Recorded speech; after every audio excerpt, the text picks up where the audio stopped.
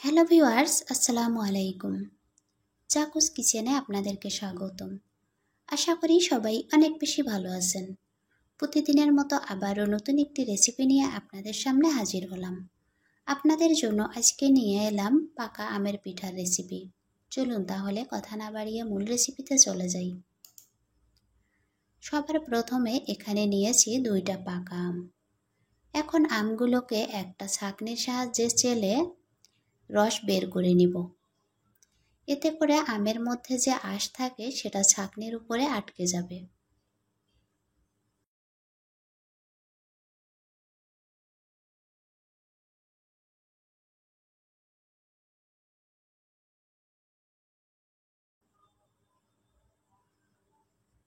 আমের রসগুলো বের করে নেওয়া হয়ে গেছে। এখন এখানে দিয়ে দিব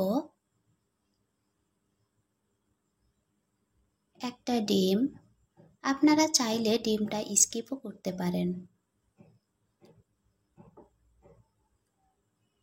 1 চিমটি লবণ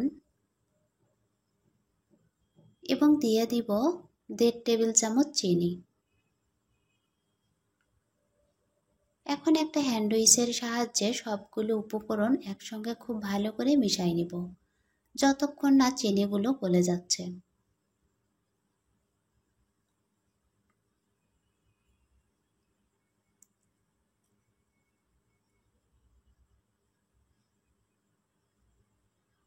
মেশানো হয়ে গেছে।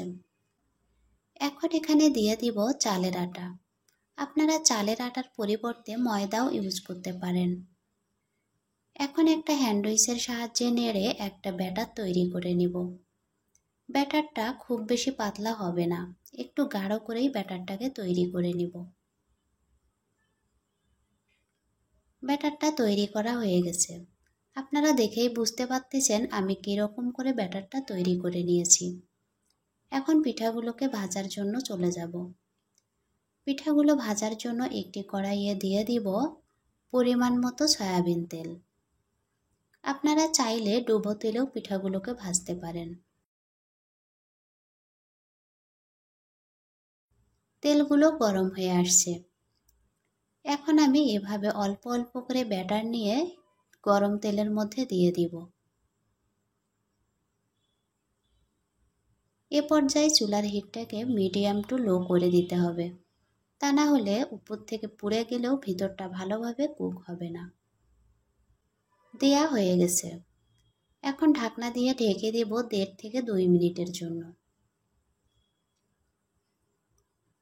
ফিরে এলাম 2 মিনিট পর। এক পাশটা হয়ে আসছে। এখন অপর পাশে উল্টাই দিব।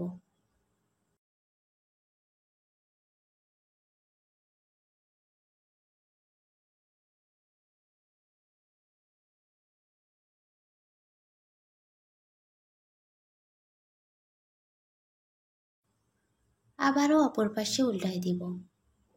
এভাবে উল্টিয়ে পাল্টিয়ে 2 পাশটা খুব ভালো করে ভেজে নিব।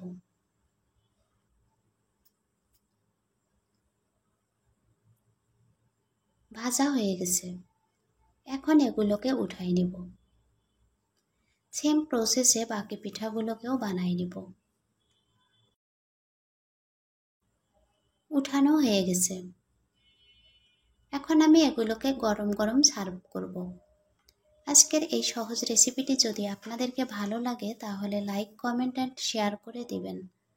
যারা আমার চ্যানেলটি সাবস্ক্রাইব করেছেন তাদেরকে অসংখ্য ধন্যবাদ, এবং যারা এখনও সাবস্ক্রাইব করেন নাই প্লিজ সাবস্ক্রাইব মাই চ্যানেল। আমার পাশে থাকার জন্য সবাইকে অসংখ্য ধন্যবাদ।